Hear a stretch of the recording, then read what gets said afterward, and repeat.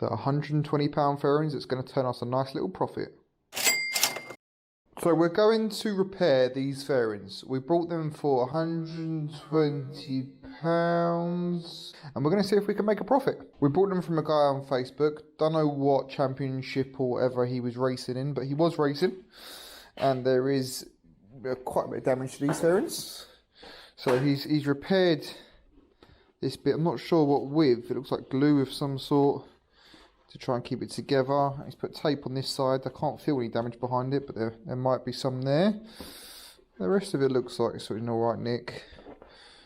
Not too bad. Should be an easy repair, really. A bit of fiberglass damage there, but that should be an okay to repair. What we got here. Next one we got. That's not supposed to be like that, I don't think. So we have to reinforce the back here, and sort of front out. Yeah, it should be alright to do as well. Bit of reinforcement behind there, and the fiberglass is starting to crack here, and so cracks along here as well. We'll sort them bits out. On this seat, we've only got one seat unit, which is a bit of a pain. You see he's riveted a bar on here for the mounting post. Some slight damage there, nothing bad really. Yeah, no bad damage to that one, so that should be easy. Yeah, I can't see. Oh, he's got a bit of tape there where there's just been a small hole. Should be easy to repair as well. Bit of sanding down the paint and that should be fine. Save the best till last. The fiberglass is broken away here slightly, and underneath get another hole that he's blanked off there. But that's it. So that's pretty cool. So we're going to get on, see if we can make some money from this. We've already got in the garage, prior to this video, we've already got fiberglass filler, body filler, sanding pads, sand duct, compressor, airlines, all that stuff. And let's hopefully turn it into £300-400 would be good.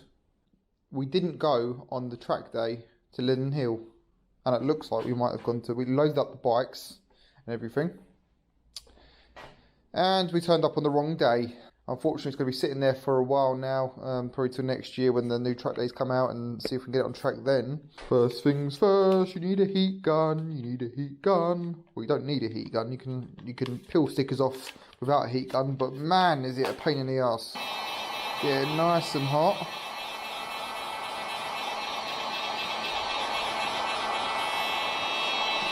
Don't keep the heat in one place, otherwise it just melts the plastic. So keep it moving. And you'll feel by the plastic, you'll feel it sort of change. And if we just put that down on the floor, it should just peel off. Oh yeah.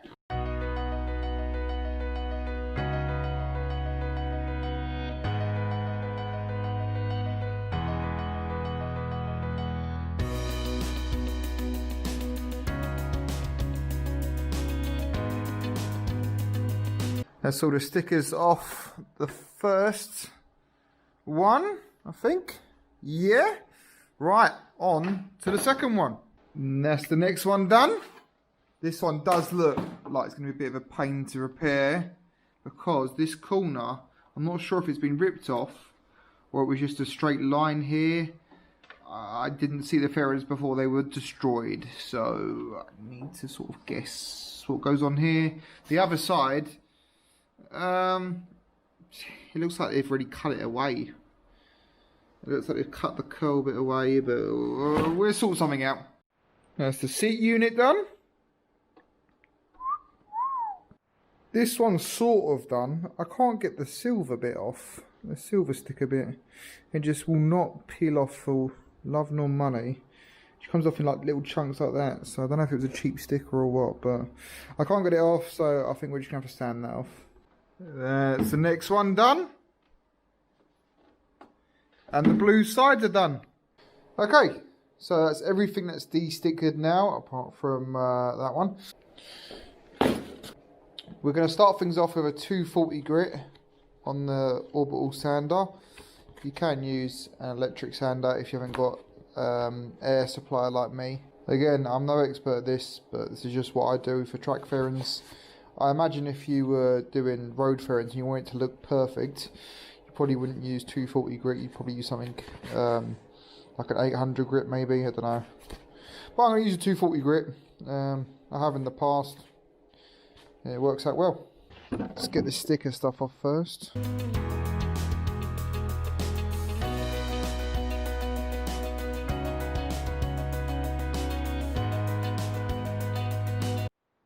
Okay, so the first one is sanded down completely. This is the worst one that had the silver strip on it.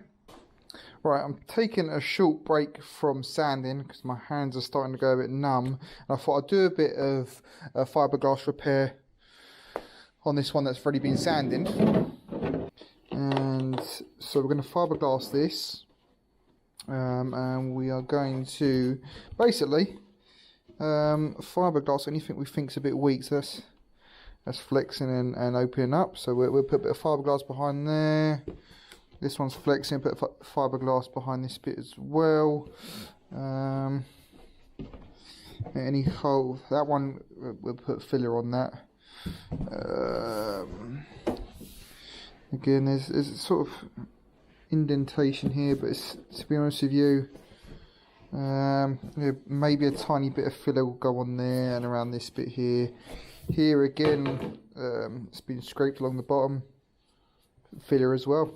So not much to fiberglass, but we'll do the fiberglass in first and then the filler after.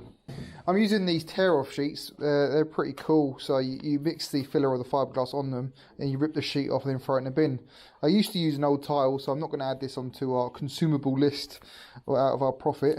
But they're great if you're going to do lots of body filler and stuff like that. We only really need a small portion of fiberglass, so I'll just add a little bit on there.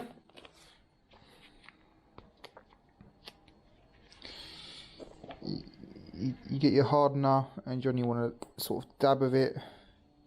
I can't remember the ratio you're supposed to put. I just wing it. Yeah, so that's about right. And give it a quick mix together. So we get a bit of that. Don't really want that much, but it's so hard to cut in half. There you go. Right. That's our front bit, I think.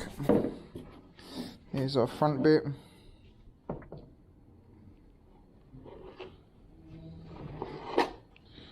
Put it behind like that.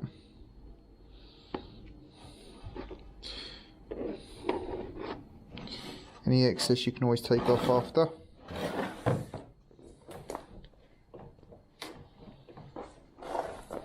What I'm going to do is try and scrape that excess bit off. There you go. After that sets, there we'll sand it down and then put a bit of filler over it, and you'll never know it's been there.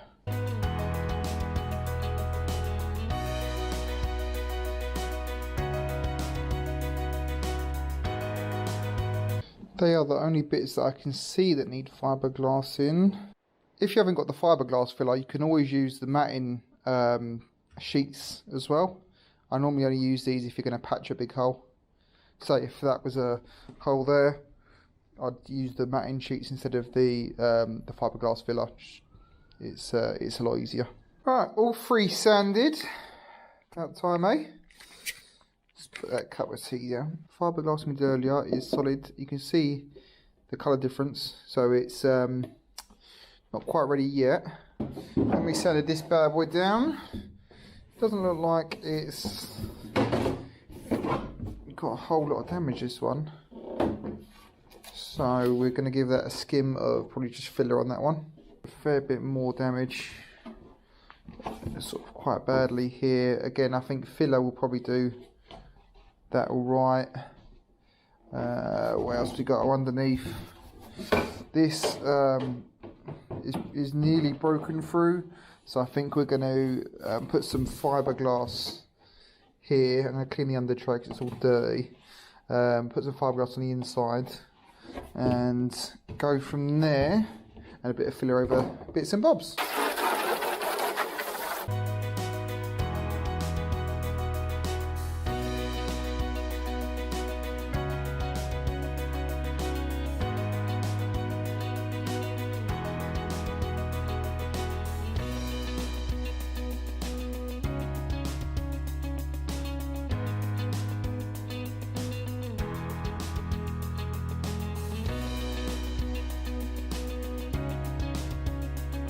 we've fillered all 3 body panels. We've sanded them down pretty much where they want to be. We ran out of sanding discs, so we're going to go and get some more tomorrow and carry on with the top stuff there.